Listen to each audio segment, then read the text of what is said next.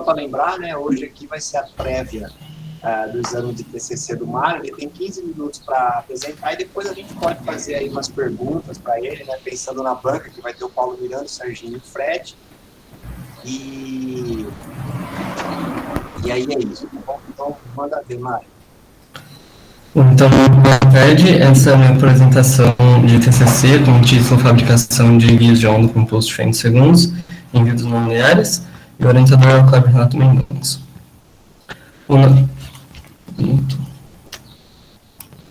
Na apresentação eu vou dar uma motivação, falar a base teórica necessária para a gente entender todo o processo, falar das amostras que eu utilizei, o método experimental, os resultados e as conclusões.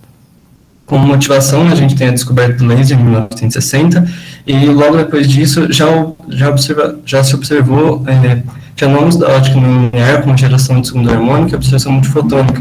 Por isso, tornou-se interessante estudar materiais que apresentam essas não linearidades, e também foi desenvolver técnicas de microfabricação, né, utilizando esses fenômenos. E com isso a gente pôde compor e desenvolver novos dispositivos fotônicos. Como base teórica, eu vou falar da ótica linear, primeiramente, que é o regime de baixas intensidades da radiação luminosa, e nesse caso, o material ele responde linearmente com o campo aplicado. Já para a ótica não linear, que é um regime de altas intensidades luminosas, o campo elétrico aplicado é da ordem superior ao campo teratômico. Então, nesse caso, a polarização induzida sofre uma correção com séries de potência do campo elétrico. Então, sendo que cada coeficiente que vai com o campo quadrado, o campo ao cubo e por assim vai,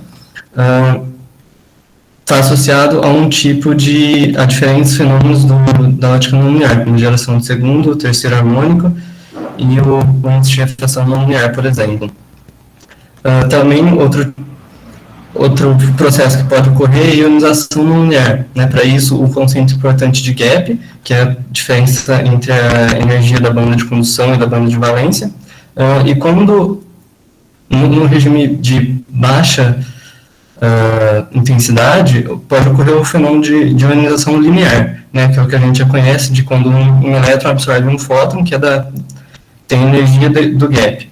Já nesse regime de alta intensidade, pode ocorrer o tunelamento, que é uma deformação do potencial atômico, de forma que o elétron consiga tunelar uma barreira de potencial e assim ir para a banda de condução.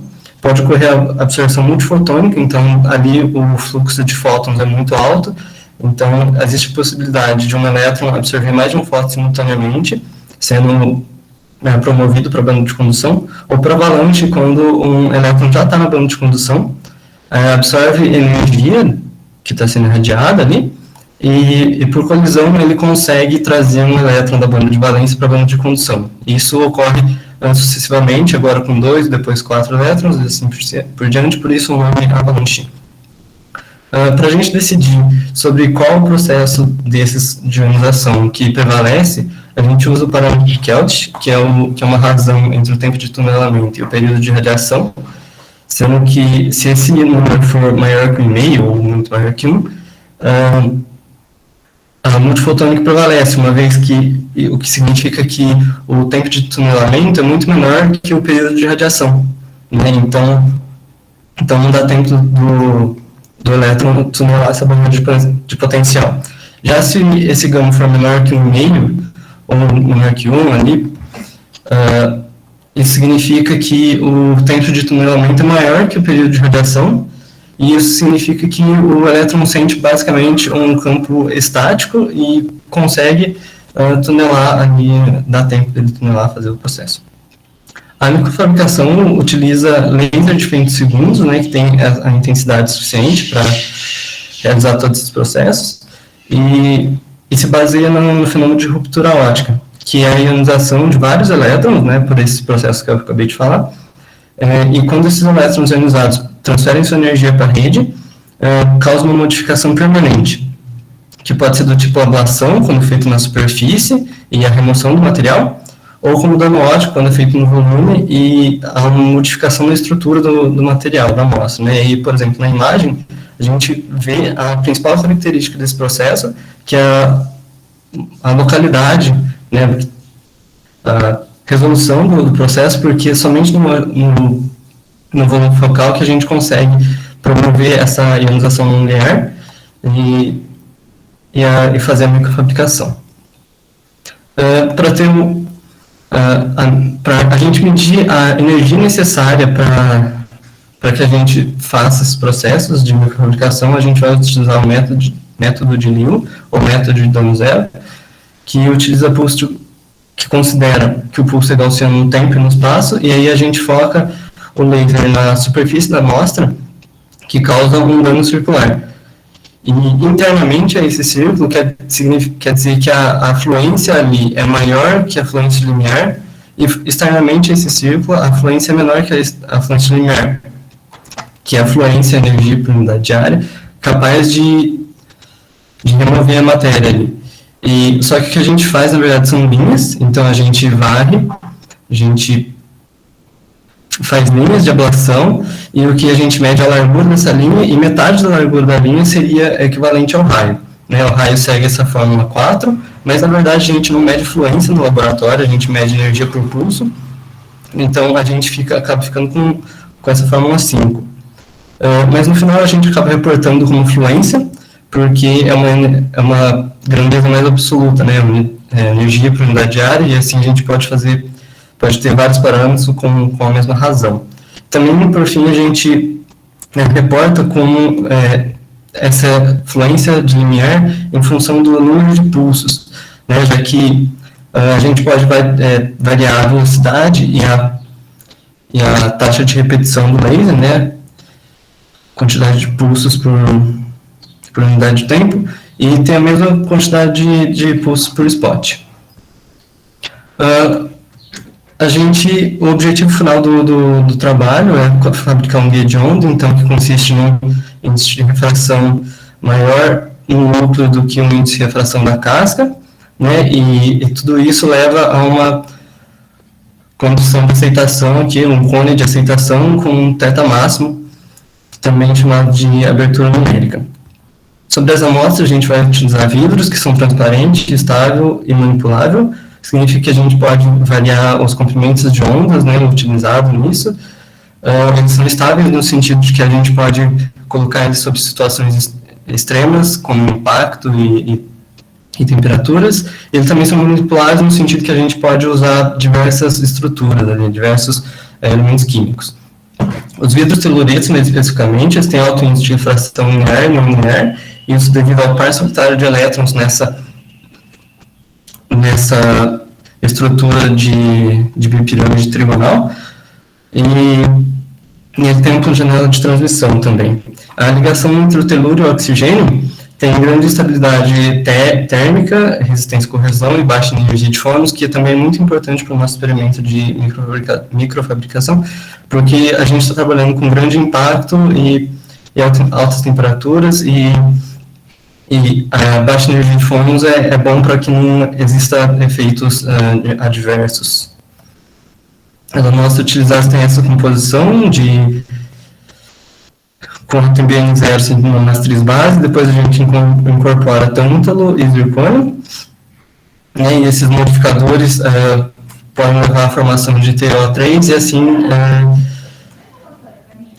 comportamentos diferentes, tanto para a energia de limiar, com fluência de limiar, quanto na eficiência dos vias de onda. Né?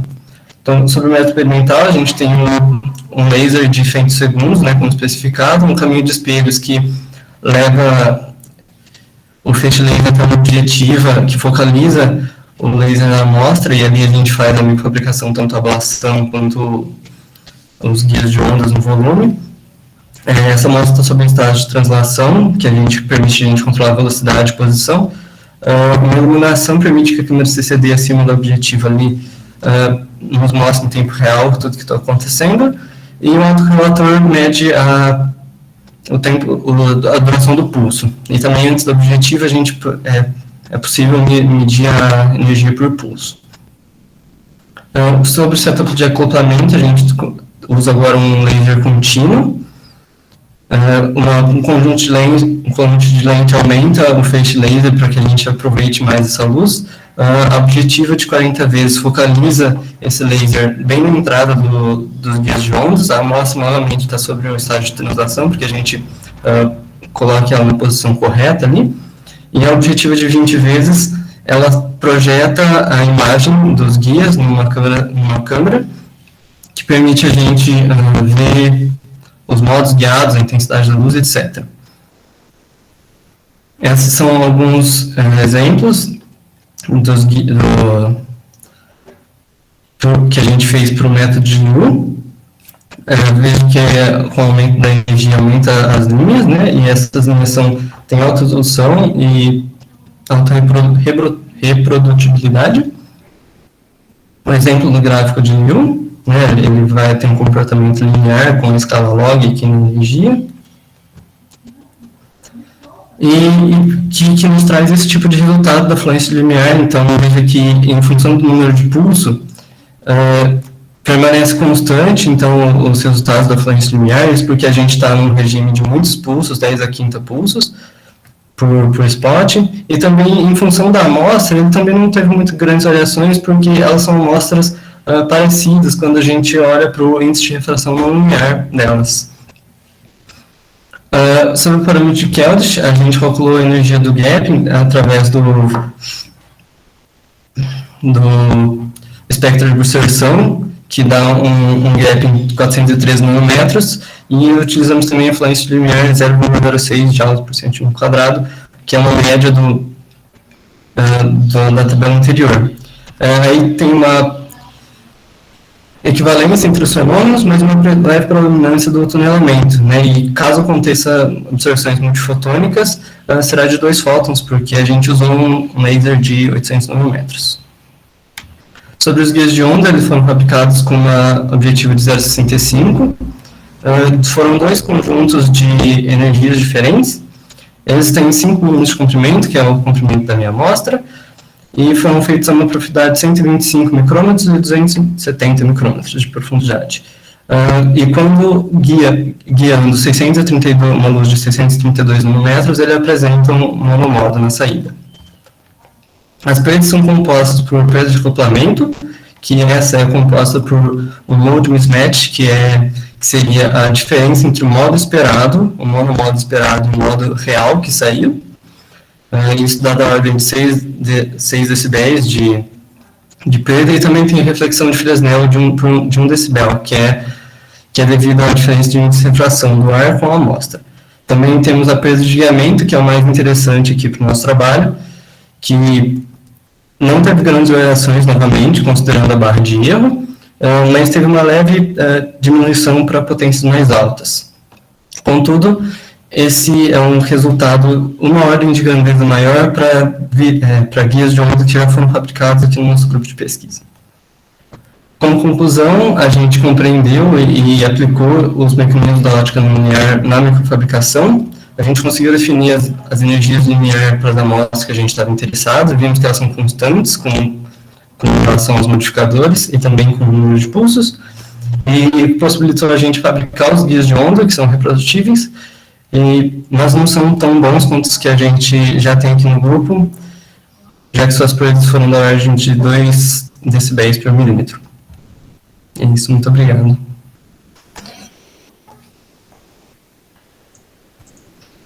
Beleza.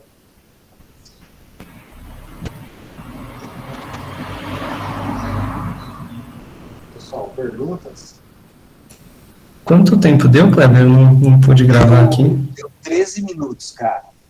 Nossa. Mas deu uma chance. Você deu umas... Sim, eu sei. Deu bastante, cara. Então, é isso mesmo, né? Então, você tem, 2 minutos aí para você falar com um pouco mais de calma. Tá. Que dá. Tá bom. Deixa o pessoal falar primeiro aí. Eu vou manter gravando, pessoal, para ele assistir depois de novo aí as dúvidas ou os comentários, tá?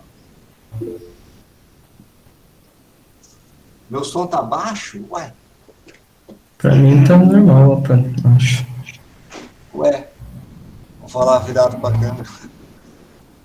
Gozado. Não mexi em nada, não. Tá um pouco baixo. Bom, pessoal, tentar falar mais alto aqui, então. Então, vamos lá, pessoal. Perguntas aí, comentários. Lembrando que a banca é o Fred, Paulo Miranda e o Serginho. Olha, eu tenho uma pergunta. Não tem uma pergunta, não. Só tenho que falar. Foi muito boa essa apresentação, Mário, mas eu acho que no slide 20, onde você mostra o estudo do Liu, seria bom você colocar uma barra de erro, porque, não sei, Paulo Miranda talvez pegue nisso aí, né? No gráfico aqui? Não sei como que o pessoal nos valores, né? Tá. Isso daí não é o valor dos raios? Sim. Das linhas? Uhum. Então eu acho bom você colocar uma barra de erro. Tá. Porque geralmente o pessoal costuma pegar no pé quanto a isso. E talvez nesse gráfico, também, nesse slide, talvez você colocar a fórmula, não é? Só para... A equação, né? A equação, do método Liu. Tá. Eu não manjo. Pode ser, só para dar talvez... uma... Pra olhar e saber qual é a equação que está correspondendo a esse ajuste, né? Tá.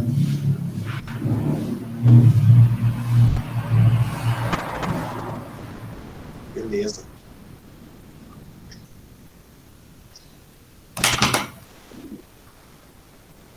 Bom, deixa eu começar aqui fazendo uma, sabe? Ô, Mário, eu acho assim, ó, aquilo que eu falei para a Bia, né? O pessoal vai avaliar sempre 3 coisas, né? Que é o texto que já foi entregue, não tem muito o que fazer, né? Vai avaliar a apresentação. Acho que a apresentação, assim, eu acho que você estava um pouco afobado. Então, você vai treinando aí que você vai começar a dominar mais o tempo, perceber que 2 minutos, entendeu, cara, em 15 é bastante tempo ainda para você administrar. E talvez você pudesse dar uma encurtada, talvez nas explicações lá do começo, entendeu? Tá. Para você poder falar com mais calma. Então, sei lá, talvez salvar um pouco de tempo lá no começo, na hora que você fala de ótica não linear, mesmo do parâmetro de Kelvin e tal, talvez você, entendeu, falar um pouco mais en passant, digamos assim, só sobrar um pouco, se você quiser sobrar um pouquinho mais tempo para você falar um pouco mais pausadamente, um pouco mais devagar, foi atropelado, assim, sabe? Algumas partes que você falava assim, ficou muito atropelado. Mas vamos lá, eu acho assim, ó, volta lá no começo, na parte de introdução, fundamentos teóricos, assim, vai.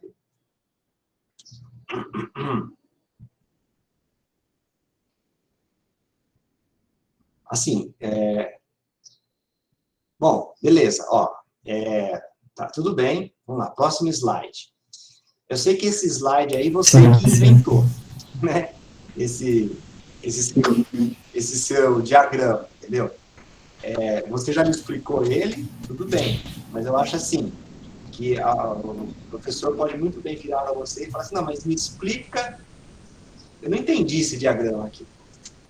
Por que tem uma banda para cá, que é deslocada para a banda para lá? O que é isso? O que você está representando aqui nesse diagrama? Entendeu? Explica melhor esse diagrama. Bom, eu estou tentando representar os níveis de energia da banda de valência e da banda de condução. Então, elas têm energias diferentes. E aí eu quis fazer um esquema no sentido de que as setas são somas, são quantidades de energia relativas aos fótons e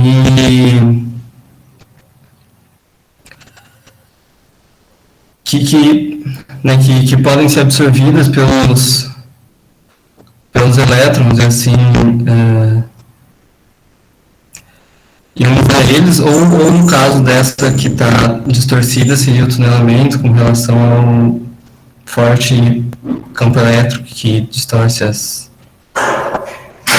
potencial.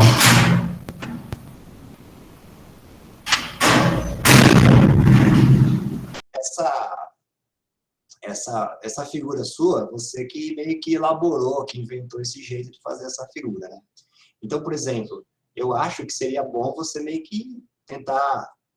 Entendeu? Não, vai lá, o que você está querendo dizer aqui? A gente tem que explicar, entendeu? Com calma. Tentei botar numa figura só, assim, numa ilustração só, os 3 processos que estão acontecendo. Então, aqui, ó, seria a diferença da energia da banda de valência à banda de condução, que daria o gap. Quando você aplica um campo elétrico, então eu estou dizendo aqui que ele distorce aqui a minha banda de valência, a minha banda de condução, que permitiria o tunelamento. Seria a partinha, vamos dizer, essa parte que tem essa coisa que desce, que sobe aí. Aqui, com as 3 setinhas, eu estou representando a absorção multifotônica, que seria, então, quando eu promovo um elétron banda de valência e banda de condução via estação multifotônica. E essa última parte aqui, o efeito de avalanche. Entendeu? Então, você tem que calma, respira, pensa na pergunta e responde isso. Você que inventou, você já tinha me explicado, entendeu?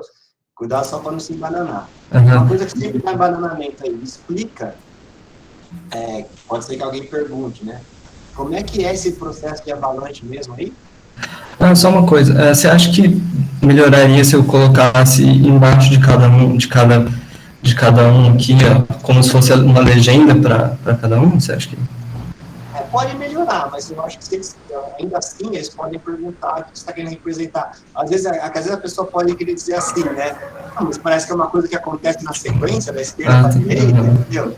É só que eu englobei numa representação só, 3 processos que podem estar acontecendo e tal. Não tem uma sincronia temporal, isso daí.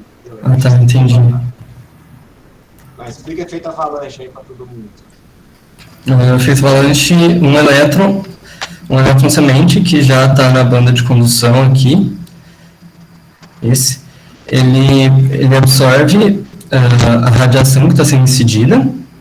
Por algum motivo ele já estava lá, seja por um desses 2 processos, ou por um defeito ele já estava lá na banda de condução. Aí ele foi absorvendo energia, até que essa energia fosse maior ou igual ao do gap, e existe uma possibilidade dele colidir com um elétron e trazer esse elétron para a banda de condução. Aí os 2 vão ficar com a mesma energia, com a energia mais baixa da banda de condução. E esse processo se repete agora com esses 2 elétrons e aumenta exponencialmente a população de elétrons na banda de condução, por isso chamado avalanche. Só lembrar que o avalanche, né, cara, por causa do efeito, você tipo o efeito de cascata, né? Esse elétron lá no fundo da banda de condução, ele vai absorvendo esses fótons, vai chegando lá em cima, aí a hora que ele está lá naquela energia que é suficiente para que o elétron que está lá embaixo na banda de valência possa passar o gap, né? Movendo a colisão, ele vai para cima. Então, o elétron da banda de valência sobe para a banda de condução e aquele que estava mais alto na banda de condução volta para o fundo da banda de condução. Então, agora você tem 2, né? A gente fala avalanche, mas seria a mesma coisa do que efeito cascata. Agora você tem 2, esses 2 podem continuar absorvendo, que podem colidir com mais 2, levando 4 para cima e assim sucessivamente. Esses fótons que eles estão sendo absorvidos aí, na banda de condução, como é que é isso aí? São vários fótons de pulsos diferentes, assim? Sou o Paulo Miranda e estou querendo te pegar. No efeito, estou falando do avalanche. Você explicou a avalanche, eu falei, tá bom. Mas tá bom, tem esse elétron semente que você falou e você fala que eles vão absorver sucessivamente. Da onde que vem esses fótons que eles estão absorvendo sucessivamente? São desses vários pulsos que você está jogando aí? É isso?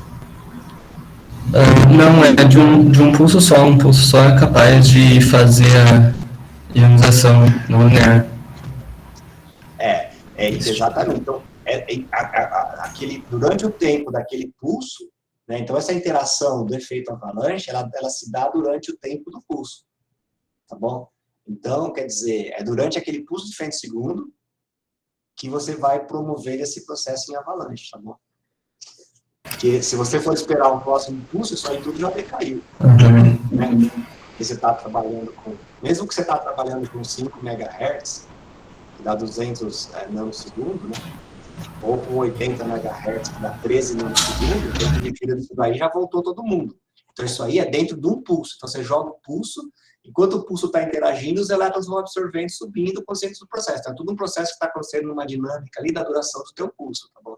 Só para ficar bem claro aí.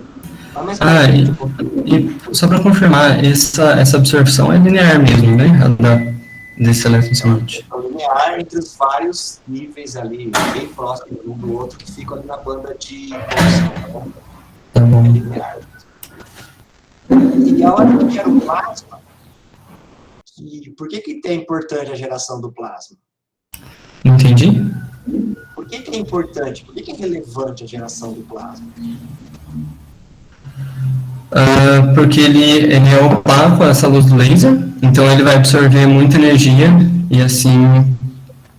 Fica opaco? Oi? Que hora que ele fica opaco?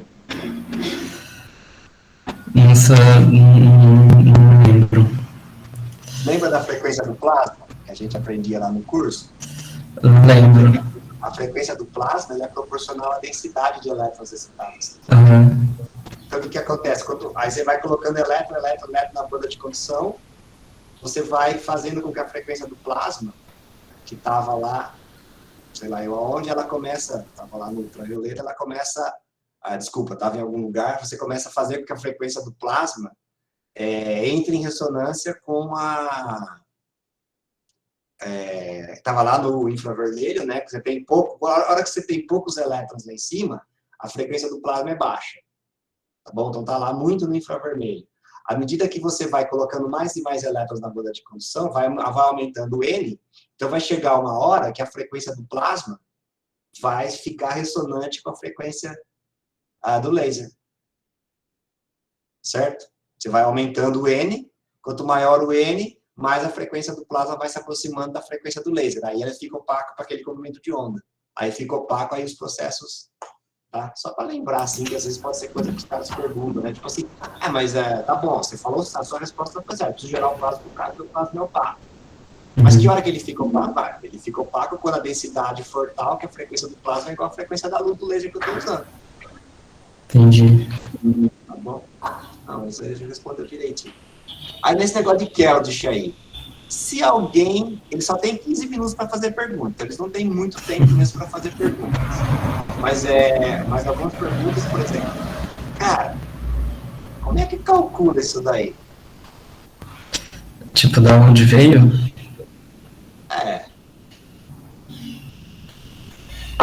Bom, Não, bem, eu acho que uma boa explicação sua é você falar assim, olha,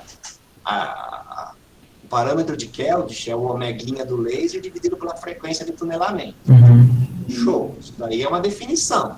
Você explicou fisicamente, a hora que você explicou isso aqui, você explicou fisicamente porque que é assim, e você disse que há esse critério de 1.5. Isso aí na tua explicação ficou claro. Mas agora o professor está te avaliando.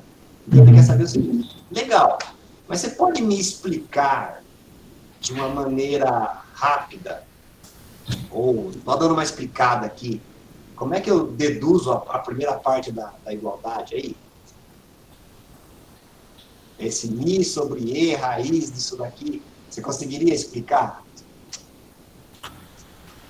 O cara não vai você não vai conseguir fazer essa conta lá na hora, entendeu? Então, de duas uma, cara, minha sugestão, ou você arruma um jeito de explicar isso daí, dá, ou dá para você explicar, tem aí, talvez, eu acho que na própria tese do Gustavo tenha, eu acho que na tese do Gustavo tem como calcular isso daí. Talvez até na tese de doutorado do PH a gente já calculava esse parâmetro de Keldysh. Ou você já prepara o jeito de explicar para a pessoa, fala assim, olha, a gente assume que você tem um potencial, o potencial distorce, aí você calcula essa barreira vai ser proporcional à intensidade, blá, blá, blá. Aí o tempo, entendeu? Dá para calcular, fazer uma continha rara. Mas você não vai fazer a conta, mas pelo menos você explicar os passos de fazer a conta, ou, meu amigo, você já prepara um slide. Assim, eu acho boa ideia colocar, mas aí você fala que eu não preciso explicar isso aqui durante a minha apresentação.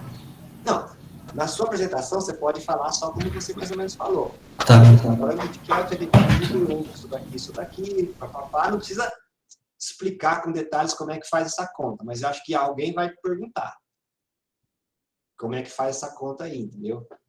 Ou da onde sai essa conta. Aí ou você dá uma explicada só em palavras, ou você dê um slidezinho ali para explicar, tá bom? Idem, vai para frente aí. É bom que você tá tudo gravado isso aqui, depois você pode ouvir e refazer. Vai para frente aí. Ó, isso daí, o Liu. De novo, velho. Aqui, as pessoas podem te perguntar como é que deduz esse Liu aqui, entendeu? Aí você pode dar uma explicação, falar assim, olha, aqui a gente considera... Você não precisa explicar o Liu na hora que você está falando, essa função, né? Mas você pode falar assim, não, olha, por exemplo, se uma pessoa nunca ouviu falar desse Liu e também não leu direito essa monografia, o que muitas vezes acontece. Embora Paulo Miranda, Serginho e Fred, pode ter certeza que eles vão ler. O cara pode perguntar assim, não, mas espera lá, da onde que sai essa expressão 5 aqui? Aí se você disser, olha, sai, eu considero que o feixe tem um perfil gaussiano, né? Aí eu considero que para uma intensidade daquele perfil, para um raio cuja intensidade é maior do que esse raio de limiar, ou menor, quero dizer, tem dano.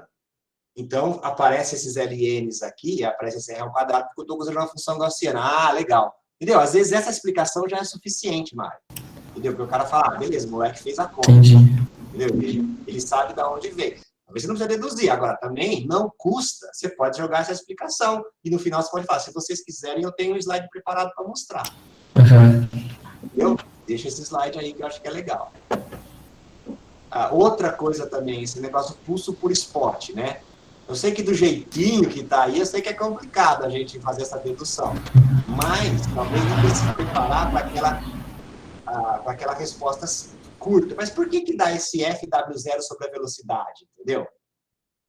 Né? Tudo bem, o fator de 1,25 não dá para tirar, deduzir 100%. Mas sabe, aquela explicação assim, ó, que você fala, ó, pega um spot de raio W0, e aí você fala assim, ó, esse laser está se mexendo com a velocidade V, né? E aí eu tenho X pulsos chegando aqui por causa que eu sei a taxa de repetição. Então, fazendo essa razão, né, cara, entre o W0 e o V multiplicado por F, explicar para a pessoa por que isso daí te dá o número de pontos que você tem ali, entendeu? Entendeu? Porque se você sabe a taxa de repetição, quer dizer, esse W0 sobre V, desculpa, esse V sobre W0, não, W0 é velocidade, isso. W0 sobre V que aparece aí é o tempo, né? Que o feixe leva para varrer uma cintura W0. Sim. Certo? Se você sabe o tempo que o feixe gastou para passar naquele... Ei, caramba. Você sabe o tempo que o feixe passou para passar naquele spot, se você sabe a taxa de repetição, que é quantos pulsos por segundo, você multiplica pelo tempo, você determina quantos pulsos tem. É por isso que isso daí fisicamente é assim. Boba, pergunta boba. Entendeu? Mas se você às vezes não está pensado, na hora você cai na rasteira, entendeu? Tá bom. Aí você fala, por que tem esses fatores? Não, tem esses fatores, porque na real, né, tem uma sobreposição, né? A hora que esse pulso está andando aqui, já começou a pegar um espaço novo aqui, tal. Então aí tem que fazer uma conta mais elaborada, mas, né, o espírito da coisa é esse, tá bom? Então isso aí é um outro negócio que você tem que... Pessoal, só eu que estou falando, alguém quer falar aí? Senão eu continuo. Olha lá, ó, o Du falou que na tese do Gustavão tem essa parte da dedução, deve ser do Kelch. Eu lembro que tem lá, sim. Outra coisa. É a parte do Kelch, sim, tem tudo lá, viu? Tá bem explicadinho. Tá bem explicadinho lá, pode mandar lá. Beleza, vou ver. Fala, Eduardo Vinícius.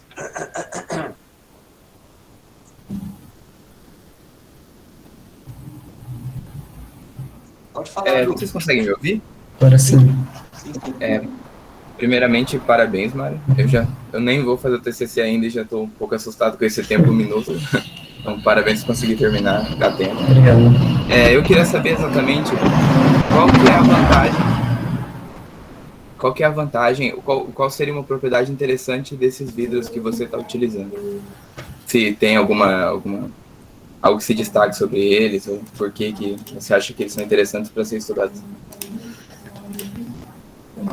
Um minuto.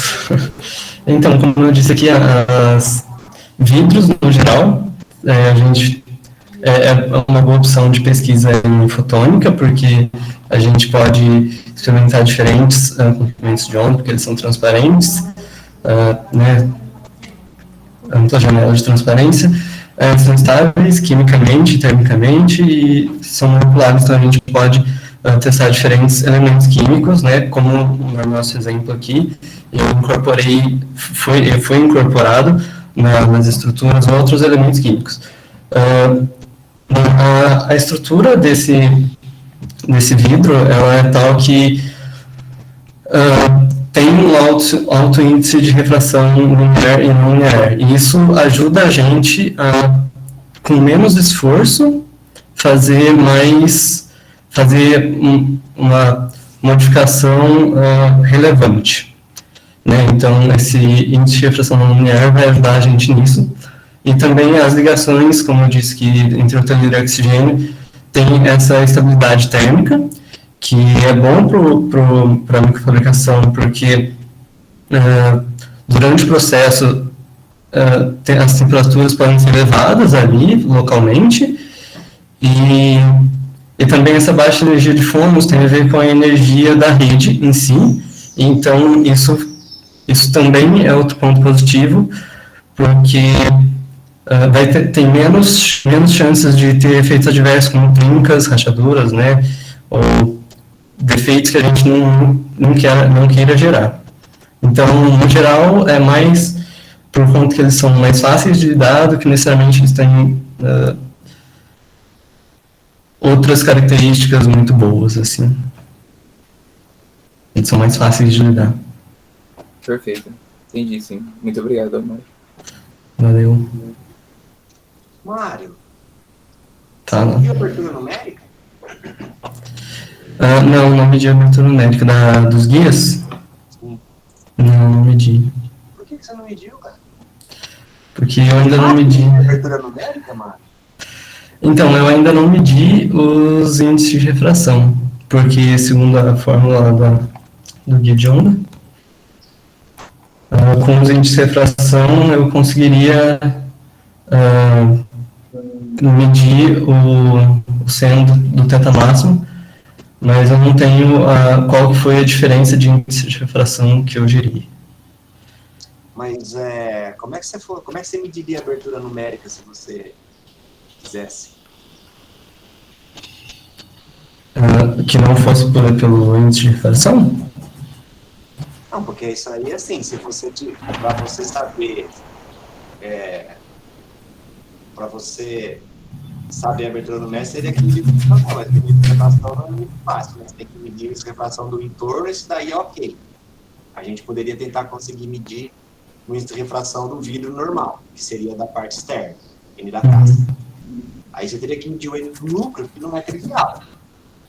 Não é verdade? Porque o N do núcleo é uma coisa minúscula. Então você tem algumas alternativas para fazer isso daí. Então aí a pergunta que eu faço para você é assim, como é que você mediria se você quisesse medir a abertura numérica, não os índices de refração?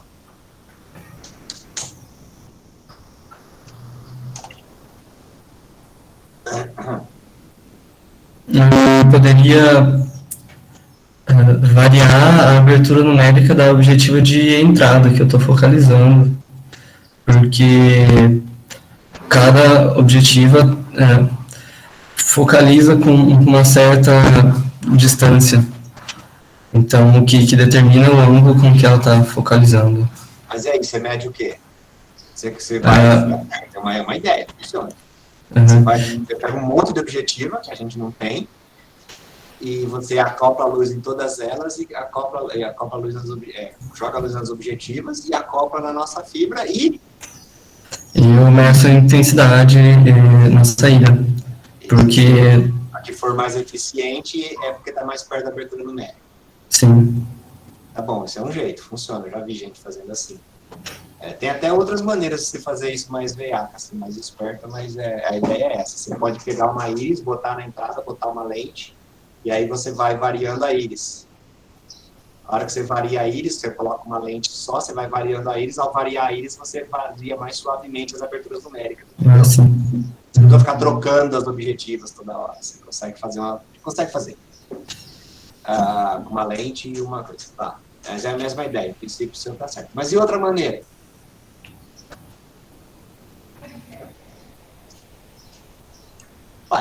Faz o contrário. Você acopla a luz na objetivo, pega uma certa objetiva, acopla a luz na tua fibra, aí você pega o cone que sai e mede o ângulo do cone que sai. Assim. Lembra que a gente fez no curso de introdução à fotônica lá? Você chegou a fazer esse experimento ainda. Nas suas épocas as coisas eram ao vivo. Então a gente fazia, lembra? Vai medindo a distância e medindo você mede a distância e o tamanho do spot. Distância é o tamanho do spot. Se aproxima o seno pela tangente. Você determina esse θ máximo. É exatamente essa figura sua, só que eu estou acoplando luz na direita e eu estou vendo a abertura desse cone na esquerda. Eu vou medindo para diferentes distâncias, eu vou medindo o tamanho do spot, e aí você determina o que também dá certo. E tem o terceiro jeito, que é considerar que o perfil é degrau, que é o jeito que tem aquele programa lá. Considera que o perfil é degrau, aí você mede o spot, acopla a luz, mede o perfil do spot da luz acoplada. Certo? O spot que sai. Aí você considera, né? Usa a função de Bessel, que a gente aprende lá no curso de ótica física. Não, função fotônica. Aí você fita lá com aquela função de Bessel e determina o ΔN. Aí se você sabe o ΔN, você determina a abertura numérica, tá bom? Então, você pode ficar esperto assim, perguntar por que você não fez, você fala, olha, acabou que não deu tempo, tal, não sei o que, mas tá, beleza. O que é um vidro com energia de fônon baixa? A energia de fônon baixa significa que considerando, por exemplo, que os átomos são pequenas massas e existe uma mola entre eles, considerando para uma energia de fônon baixa, isso significa que a energia de vibração deles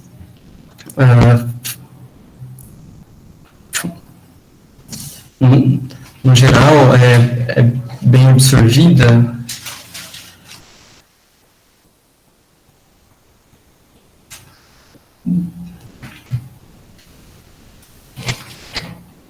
Então, foi uma coisa que você falou bastante, em vários momentos aí, você falou, energia, esses vidros têm energia de fônon baixa.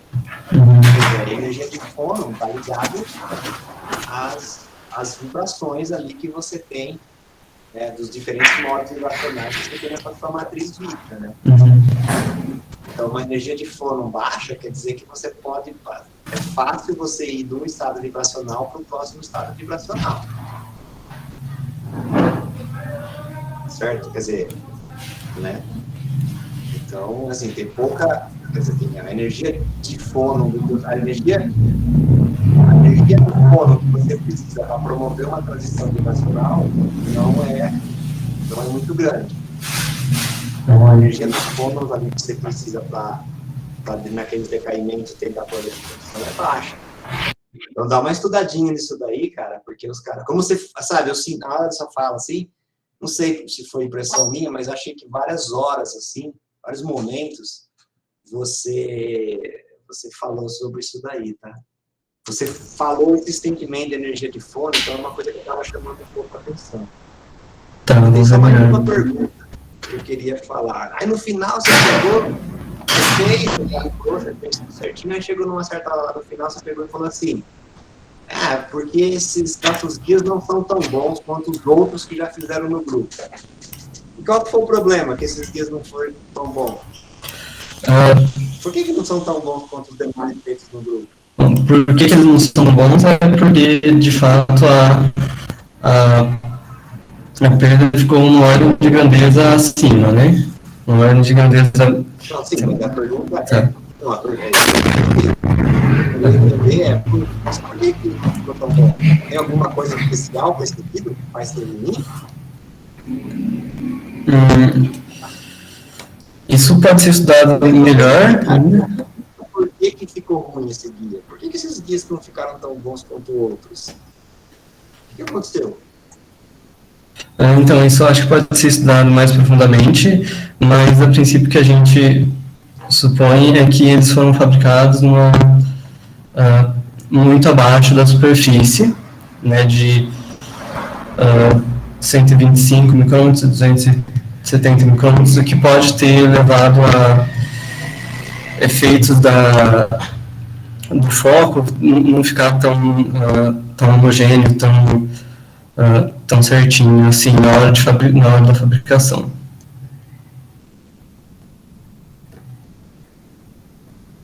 Beleza. Pessoal, mais alguma pergunta aí? Mas um detalhe é que, nesse caso, acho que por causa disso, a gente vê que esses dois que foram fabricados numa distância ainda maior, em profundidade maior, ficou com essa saída meio diferente, alongada, assim, né? Sim.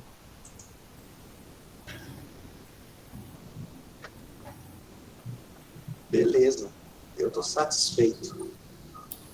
Eu só queria complementar, porque assim, falar que ficou ruim, né, é complicado, porque são matrizes completamente diferentes. Então, assim, você poderia talvez falar que era ruim comparando com algum outro guia feito em vidros teluretos, talvez. Mas cada um tem a sua particularidade, né, sua especificidade. Então, assim, é difícil falar ruim ou bom, né? Porque, assim, olhando as suas imagens, ficaram guias homogêneos, que acoplaram luz, assim. Então, você pode falar que eles obtiveram valores de perda acima do que já foi feito no grupo, mas falar que é ruim, eu acho que não ficou ruim, não. Eu acho que isso daí acho que a Sabrina tem razão. Eu acho que você ficar meio que quantificando ruim, bom, porque também a gente, né, de repente, se a gente pegar mais matrizes desse tipo aí, a gente vai aprender que eles têm esse tipo de perdas, né? Então, talvez você não precisa, nesse momento, já cravar que é bom, que é ruim. Você fala assim, olha, eles deram uma perda tal. Você não precisa qualificar, você só precisa quantificar, entendeu?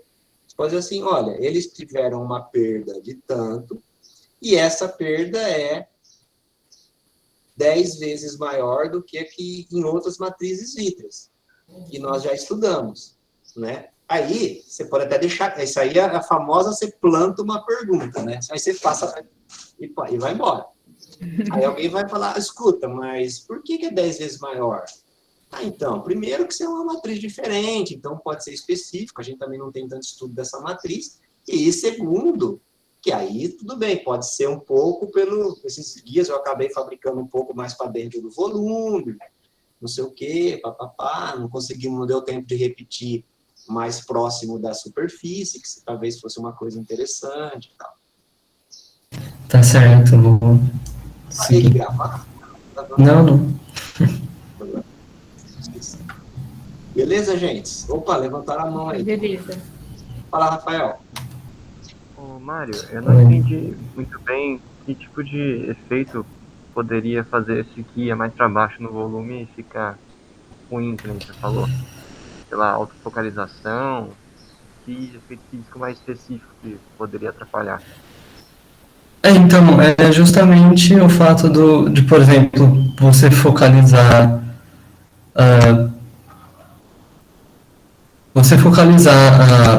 o foco do laser fora da amostra é tipo, vamos dizer que ele é retinho assim, né? Então, quando você entra na amostra, ele sofre uma certa formação mais perto do foco, por causa do índice de refração do próprio material, né? E aí, quanto mais para dentro, maior esse desvio, então o foco vai perdendo a forma, digamos, circular, oval dele, e vai ficando mais alongado, né, que nem a gente percebe nessa saída desse guia aqui, que ele ficou bastante alongado. Então, seria mais efeito do índice de refração, assim, no foco do laser. Não, mas o Mário, eu acho assim, isso aí é de fato devido à aberração mesmo. Né? Então, quer dizer, uma aberração, você está jogando o teu foco muito lá para dentro, ele está atravessando um material, né? O material vai levar algumas aberrações, e aí você pode ter uma focalização que não é tão bacana quanto você gostaria. E o segundo fato é que esses vírus são vírus que têm um processo não linear razoável, M2 razoável. Então, de fato, ele leva, como o Rafael acho que comentou, achei que você tivesse comentado isso também quando você falou, leva a uma autofocalização. Por isso que o negócio fica mais alongadinho desse jeito aí. Porque você acaba tendo o próprio M2, então dá uma autofocalizada lá dentro, né? Então, quer dizer, dá uma esculhambada no feixe, devido, né, você está propagando bastante dentro do material, e também devido à autofocalização, tá bom? Ah, tá. Pela sua resposta, Mário, me deu a impressão que você acha que tem uma aberração cromática grande também, além dessas aberrações não lineares. Isso mesmo. Pode ser. Uma aberração cromática mesmo, uma aberração linear, além da autofocalização.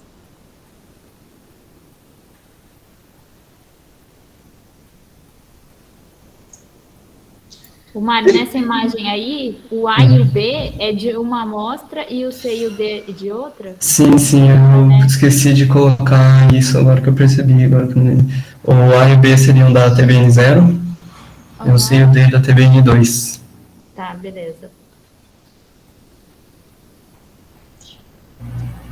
Bom, beleza, Mário, tá ótimo. Continua estudando aí essas coisas que a gente... Olha que o Google me mandar aqui o arquivo, eu mando para você, tá bom?